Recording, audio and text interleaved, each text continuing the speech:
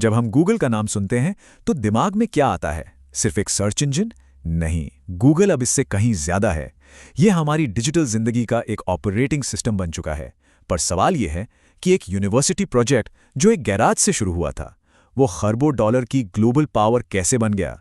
आज हम इसी की कहानी को आसान भाषा में समझेंगे। तो चलिए शुरू करते हैं ये कमाल का सफर। और ये समझने के लिए कि गूगल इतना बड़ा कैसे बना, हमें सबसे पहले उस बुनियादी प्रॉब्लम को समझना होगा जिसे गूगल ने सॉल्व किया था। इस पूरी कहानी को हमने 6 जरूरी हिस्सों में बांटा है। ये वो 6 बड़ी प्रॉब्लम्स हैं जिनका गूगल को अपनी पूरी जर्नी में सामना करना पड़ा, और इन्हीं के सॉल्यूशंस ने उसे आज यहां तक पहुंचाया है। तो चलिए टाइम में पीछे चलते हैं। साल था 90s के बीच का और जगह थी स्टैनफोर्ड यूनिवर्सिटी।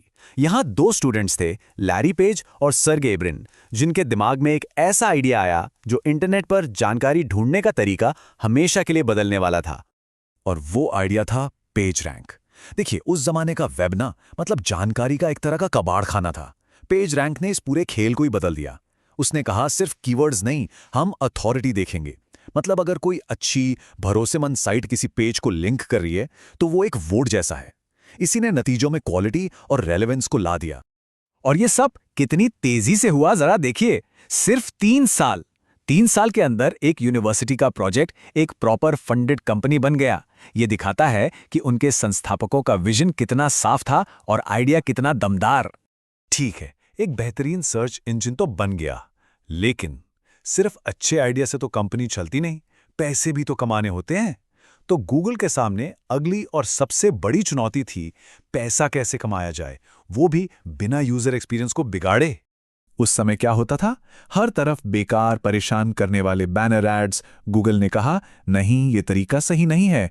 उन्होंने एडवर्ड्स बनाया, मतलब ऐसे टेक्स्ट एड्स जो लोगों की सर्च से सीधे सीधे जुड़े हों। आप जो ढूंढ रहे हैं उसी से जुड़ा विज्ञापन। ये एक गेम चेंजर था। और इसका असर, अरे वो तो बस कमाल का था। एकदम से रेवेन्यू आसमान छूने लगा।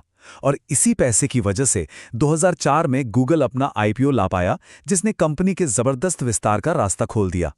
तो अब गूगल के पास पैसा था, विजन था, पर आगे क्या? यहीं पर लैरी पेज का टूथब्रश टेस्ट काम आया। उनका सवाल बहुत सीधा था, क्या ये कोई ऐसी चीज है जिसे लोग दिन में 1 या 2 बार इस्तेमाल करेंगे? और क्या ये उनकी जिंदगी को बेहतर बनाएगा? यही सवाल गूगल की अगली ग्रोथ का फिल्टर बन गया। अब गूगल के पास पैसे की कोई कमी नहीं थी, लेकिन एक नई चुनौती सामने खड़ी थी। दुनिया डेस्कटॉप से मोबाइल की तरफ जा रही थी, और गूगल को इस नई दुनिया में भी अपनी जगह बनाए रखनी थी। तो गूगल ने इस प्रॉब्लम को कैसे सॉल्व किया? उन्होंने एक पूरा इकोसिस्टम खड़ा कर दिया। कुछ चीजें बनाई, कुछ खरीदी। सोचिए जरा, जीमेल, गूगल मैप्स, एंड्रॉयड, फिर यूट्यूब और क्रोम ब्राउज़र, ये सारी चीज़ें हमारी रोज़ की ज़िंदगी का हिस्सा बन गईं। एक ऐसा जाल जिससे निकलना मुश्किल हो गया। और इसी कड़ी में 2006 में गूगल ने एक बहुत बड़ा दांव खेला। $1.65 बिलियन में यूट्यूब को खरीदा। उस जमाने में ज्यादातर एक्सपर्ट्स कह रहे थे कि ये तो पागलपन है, इतना पैसा एक वीडियो वेबसाइट के लिए। लेकिन गूगल को कुछ और ही दिख रहा था। और आज देखिए, 2025 तक यूट्यूब की कीमत लगभग $400 बिलियन आंकी जा रही है। ये कॉर्पोरेट इतिहास की सबसे कामयाब खरीदारी में से एक साबित हुई। तो साल 2015 आते आते गूगल अब सिर्फ एक सर्च कंपनी नहीं थी, ये एक फैला हुआ साम्राज्य था। एक तरफ सर्च इंजन, दूसरी तरफ सेल्फ ड्राइविंग कारें, और तो और इंसानी उम्र बढ़ाने पर रिसर्च। इस फैलाव ने मैनेजमेंट के लिए एक नई सिरदर्दी खड़ी कर दी। तो इसका हल क्या निकला? एक बहुत बड़ा और अनोखा कॉर्पोरेट रीस्ट्रक्चर। गूगल ने अल्फाबेट नाम की एक पेरेंट कंपनी बना दी। मतलब गूगल और उसके सारे अलग अलग बिजनेस अब अल्फाबेट के अंदर आ गए। इससे मैनेजमेंट आसान हो गया। सब कुछ ठीक चल रहा था। और फिर आया 2020 का दशक, और इसके साथ आई एक ऐसी नई टेक्नोलॉजी जिसने गूगल के सबसे जरूरी बिजनेस यानी सर्च की नींव को ही हिलाकर रख दिया। जी हां, हम बात कर रहे हैं जेनरेटिव एआई की।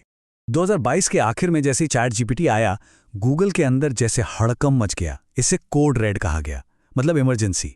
कंपनी को आनन फानन में अपनी पूरी की पूरी स्ट्रैटेजी को जेनरेटिव एआई की तरफ मोड़ना पड़ा। और एआई की ये जंग लड़ी कहां जा रही है? एक बड़ा मैदान है क्लाउड कंप्यूटिंग। यहां गूगल अभी अमेज़न और माइक्रोसॉफ्ट से पीछे है, नंबर 3 पर। लेकिन सबसे तेजी से यही बढ़ रहा है। क्यों? क्योंकि इसके AI इंफ्रास्ट्रक्चर की डिमांड बहुत ज़्यादा है। AI की वजह से एक और बड़ी चीज़ हो रही है, हमारे सर्च करने का तरीका बदल रहा है। AI ओवरव्यू से अब हमें जवाब सीधे सर्च पेज पर ही मिल जाते हैं। मतलब अब वेबसाइट पर क्लिक करने की ज़रूरत ही कम हो गई है। ज़रा सोचिए, ये पब्लिशर्स और बिजनेस के लिए कितनी बड़ी चुनौती है। और ये सब हमें आज के दौर में ले आता है। आज अल्फ़ाबेट इतना बड़ा और ताकतवर हो चुका है कि इसकी पावर और भविष्य को लेकर बड़े-बड़े सवाल उठ रहे हैं। क्या ये एक मोनोपोली बन चुका है? इसकी ताकत का अंदाजा इस नंबर से लगाइए, $93 बिलियन। ये रकम गूगल ने सिर्फ 2025 में खर्च की, खास तौर पर डेटा सेंटर्स और कस्टम चिप्स बनाने पर। क्यों? ताकि AI की रेस जीती जा सके। ये दिखाता है कि कंपनी इस पर कितना बड़ा दांव लगा रही है। अब अगला कदम क्या है? वो है एजेंटिक AI। ये चैटबॉट से आगे की चीज है। सोचिए, ऐसे AI सिस्टम्स जो सिर्फ जवाब नहीं देंगे बल्कि हमारे लिए काम भी करेंगे, जैसे पूरी ट्रिप बुक करना या बिजनेस के काम संभालना। ये प्रोडक्टिविटी की दुनिया में एक बहुत बड़ा बदलाव ला सकता है। और यहीं पे आके हम एक बहुत बड़े सवाल पे रुक जाते हैं। एक ऐसा प्रोजेक्ट जो स्टैनफोर्ड के एक कमरे से शुरू हुआ था, आज हमारी डिजिटल जिंदगी को चलाने की ताकत रखता है। तो जब AI एजेंट्स हमारी जिंदगी चलाने लगेंगे, तो आखिर में उन एजेंट्स को कौन चलाएगा? ये वो सवाल है जिसका जवाब हम सबको मिलकर ढूंढना होगा।